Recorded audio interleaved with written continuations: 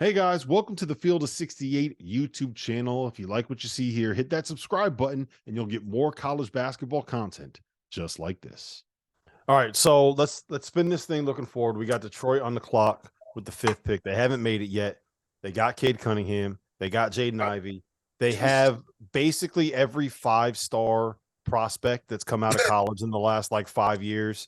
Jalen Duren, Marvin Bagley, all of those guys, right? Yeah. What are you, T.O., what are you looking for if you are Troy Reaver in this spot? What are you looking for? I think Cam Whitmore is a good pick here. Just simply because think about those guys that got Jaden Ivey, rim attack guy. Is he your main cog that's trying to score the ball? Like he can be sometimes. I think now you need a bucket getter and a high level one. Cam Whitmore kind of fits it. Cade Cunningham's a pass first, kind of do everything guy. You need a bucket and you need another physical body at that three spot. I feel like he fits here. Poor Greg Waddell, he suffered enough. Didn't they drop out of the top three? Yeah. I mean, tough sledding for Detroit fans here lately, but I do think one of the better prospects as far as naturally gifted scorers in this draft, Cam Whitmore dropped to this spot. I could see him going here. Yeah, I like Whitmore in Detroit. I think on a 5-year kind of trajectory, I think they have the highest chance to be really good. They've got the pieces.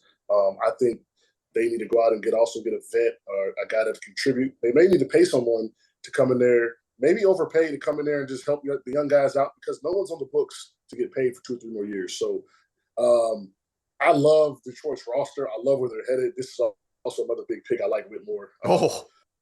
So do you know who they're going with? They're not going with Cam Whitmore. The Thompson twins go back to back. Ausar Thompson is the fifth pick. Wow. He's more of the wing of the Thompson twins, right? He is the guy that is going to play off the ball a little bit. He's still got a little bit of that passing into him. His jump shot is just as broken as a men's.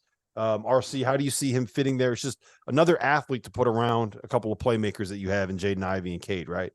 Yeah, I mean, everybody, you can't reach. I guess you're looking for his upside. Athletically, he's going to come in and fit again, but they're not. I think we're going to say this theme throughout as we, outside of Grady Dick, and we're going to be looking for guys that can make shots. I mean, there's not a lot of guys here that can make shots, so you're going to get an applicant. I agree with T.O. there. I thought Cam Whitmore would have been probably a better fit for those guys, but again, I think they're in the talent collection business right now. Detroit figuring out new coach, new environment. I'm sure Monty had his imprints over what he wanted there, and again, some of these guys, say what you want. These guys were coached by NBA guys and know what it takes to get them there. So they're probably prepared to come transition in. But Villanova's done a really good job with the way they get their guys going. I'm a Cam Whitmore fan. And that just goes to our record. The wings, high level wings, are the trend right now. And as you see, they're getting picked off the board pretty quickly. If you don't have one, you better find somebody to stop one. You better find somebody to guard one if you don't have one. Right. Hey, Rob, you asked how do you evaluate twins? And if you look in recent history, whether it's the Morris twins or even the Harrison twins that went to Kentucky, it seems like the more ball dominant version of the twins is the one that gets picked usually first. If you look at all of them, it's the more ball dominant one. And that's what happened with Amen. He was more ball dominant. They saw more of him handling the ball and making some plays. That's just kind of, I guess, how the dynamic has rolled. But over recent memory, that's kind of how those things have worked. But how do you pronounce Ausar Thompson? He's the better shooter of the two. He's probably a little bit more skilled, and he doesn't have the pop that his brother does. And that's saying a lot because I think he's a 1% athlete in the NBA as well. But his ability to shoot it, he's more of the scorer than the other one. So it'll be interesting to see. Detroit needs that. They need some score first guys. So I'm a little shocked that they went there instead of Cam Whitmore. How worried are you about drafting a wing where the question marks are his shooting ability, right? Like this is a league where if you are playing that position, you got to be 3 and D. But that's the thing that NBA teams feel like they can teach more than anything, and I think it's kind of crazy. Like that. Yeah. That's the thing that they think. Like as soon as they get here, we can teach them how to shoot. That's being biased because I'm a shooter. Like I hate that, but it is what it is. I did, I guess 2 or 3 years ago, I was playing, and literally every day, I was on 3 teams. I was on the Bucks, Cavs, and Pistons in 2 years. That's all we do. Walk in the gym, we're shooting. Shoot around, shooting. Practice shooting. Like it's something that can be taught pretty well if they're committed to getting better. I've seen a lot of guys become better shooters, and I think I'm not a shooter, but confidence-wise, if you're in the gym, man, you have full-time access. If the shot ain't broke, you should be able to be a competent three-point shooter in this day in the NBA. Because literally, for my last 2 years in the league, we were doing shooting drills, and the guards were doing centers, everybody. So their athleticism translates, though. I mean, I think that's the best way to describe it with these guys. They're athletic, their size and athleticism translates that they won't be overwhelmed that way. They'll need to obviously improve their perimeter shooting, and I think, like I said, we're going to say that about quite a few guys, in this draft. But day one, size and athleticism, they're going to be able to get in the floor, create their shots, and play in an up and down, pace. It fits Detroit's style of drafting. They got Durant, they got Isaiah Stewart, Cade Cunningham, big, athletic, Jaden. They're kind of putting together this kind of super athletic team, man, and I like where they're headed.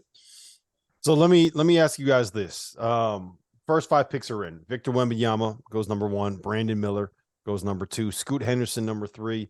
Amen Thompson 4, and Ausar Thompson goes 5. It is only the second time in college basketball or in NBA history that we have 4 of the top 5 picks are not coming from the college ranks. We'll get to that in a second, T.O. Does this say anything about where college basketball is headed, or is this just one of those years? T.O., we'll go to you first. I wasn't listening because I got my thing. What was the question? 4 of the first 5 picks come from not the college ranks. Is there anything that we can take out of that? I think the OTE thing is a bit of it's an anomaly. I don't think this will happen all that much, especially with some of the talent. They have good talent coming in, but they've also been allowed to go back into the McDonald's All-American game. So they're going to get a lot more guys that are college ready as opposed to pro. I think the Thompson twins were a unique case. Guys, I mean, look, the G League Ignite, we thought they would attract more attention. They've been up and down with talent collection. I think the European thing is going to continue because I think skill development and size over there, and this is a small part of why European basketball is going the way it is. Like FIBA World Championships are coming up. I don't think USA is winning it. Like the world has gotten better. And a lot of that has to do with, one, starting at 7, 8 years old, if they're playing on a team for their town or their club, the season's 10 months long. And a lot of this is a lot of skill work going into every practice. That's a huge thing. So going into the draft, I think it's going to continue with a lot of international flavor. Potential against production. The NBA is still a potential league, hoping that some of these guys can turn out to be some of these superstar players. That's why you draft them so high. Yep. All right. Pick number 6. If I'm ready to agree with you on that FIBA yet, but yeah, I don't know. Have you seen USA's team? Have you seen USA's team? I know what did Jaren Jackson agree to be on. Who else? I can't think of other names. Cam Johnson's on the team. You remember Cam Johnson? I do remember Cam Johnson. All right. So our partner for today's episode is Athletic Greens. I started taking AG1 during the college basketball season, and I loved the impact that it had on my energy levels. I'm a big coffee in the morning guy, but by the time that the afternoon would hit, I needed another boost. AG1 helped me tremendously, especially on those days when I didn't want to get up off the couch and go hit the gym. Their tagline is AG1 is comprehensive health and the power of habit in one. And man, that could not be more true. It's nearly impossible to eat and drink in a healthy manner in the month of February and the month of March when you are in my business. And AG1 was exactly the supplement that I needed to improve my gut health and cover my nutritional basis for the day. I've continued that into April. I've continued that into May, and I'm going to continue that the rest of the summer. All I have to do is mix a scoop of AG1 with some water or maybe add it into a smoothie, and I'm ready to go. Do it after lunch, and you'll be ready to go for the rest of the day. If a comprehensive solution is what you need from your supplement routine, then Athletic Greens is giving you a free 1-year supply of vitamin D and 5 free travel packs with your first purchase. Go to athleticgreens.com/field68. That's field 68 FIELD, the number 6, the number 8, and you can get yours now. So check it out and help support this show. Thanks. Thank you for watching the Field of 68. If you've enjoyed what you've seen here, hit that like button, share this link with your friends, or check out the description for some other places that you can consume Field 68 content.